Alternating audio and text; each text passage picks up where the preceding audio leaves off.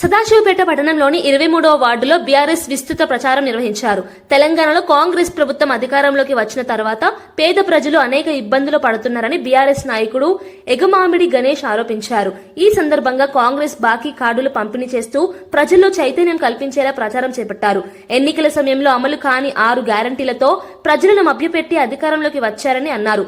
షాదీ ముబారక్, కళ్యాణ్ లక్ష్మి, రైతు బంధు, రైతు రుణమాఫీ వంటి పథకాలను పూర్తిగా విఫలం చేశారని చెప్పారు. పేదలకు ఇంటి స్థలాలు ఇస్తామని చెప్పి మోసాలు చేస్తున్నారని ఆరోపించారు. వృద్ధులకు పెన్షన్లు సకాలంలో అందడం లేదని, మహిళలకు నెలకు 2,500 రూపాయలు, విద్యార్థులకు స్కూటీలు, తులం బంగారం, 2 లక్షల ఉద్యోగాలు వంటి హామీలు అమలు కావడం లేదన్నారు. యువతకు విద్యా భరోసా కూడా లేకుండా పోయిందని విమర్శించారు. कांग्रेस हटाओ, गरीब बचाओ, कांग्रेस हटाओ।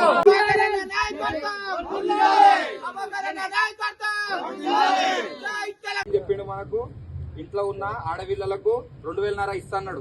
ఇచ్చిండా? చదువుకునే పిల్లలకు ఆడేళ్లకు స్కూటీ ఇస్తా అన్నాడు. ఇచ్చిండా?